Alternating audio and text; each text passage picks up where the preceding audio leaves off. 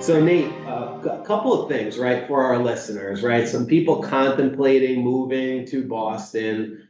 I want to know, as somebody who has the boots on the ground every day in the streets, out there shaking hands, kissing babies. Now, what about the supply? Now, I know supply meaning the number of housing units available for purchase has been low across the country in most of our marketplaces. How is the Boston marketplace faring as far as current inventory? And can you give us any kind of an idea of what it should be traditionally compared to what it is now, if it's low or if it's high?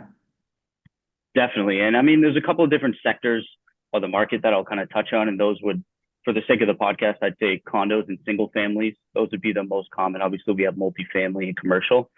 In Yeah. terms of the condo market, the city is really incentivizing landlords and owners to create housing inventory. So during COVID, what happened is a lot of the commercial spaces became vacant very quickly, right? Those companies went completely to a remote workforce. And now what the city is doing is giving tax incentives for those commercial landlords to convert those commercial buildings into residential housing. So on the commercial sector in Boston proper specifically, we're definitely operating with a fair amount of inventory in the condo market. And those are majority upper price points, some luxury. In order for them to turn over the building and make it a profitable deal, then they would have to be at a good price point. In the entry level market, we're still seeing some competition and, not as much supply there. So we're still seeing some multiple offers on pretty much everything entry level. And I'll touch on some single families in the suburbs. That's definitely an area that the inventory is very low, very, very low.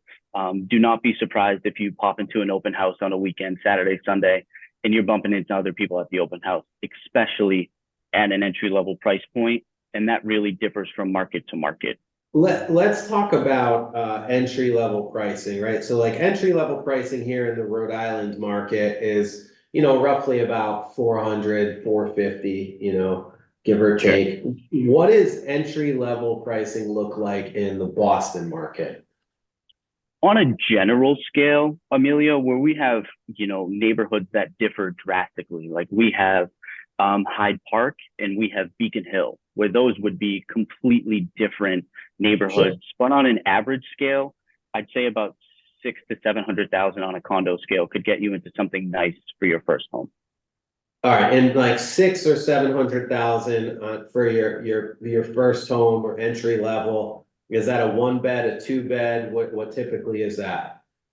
Depending on the neighborhood, again, like I said, each neighborhood is really different, but I would say 1 to 2 bedroom. Maybe depending on the neighborhood, you'd talk about a parking space. In some neighborhoods, you would talk about no parking. As you know, parking in the city is a dime a dozen. People will pay for that for sure. Having a place to park your car, especially when we get snow up here in the city.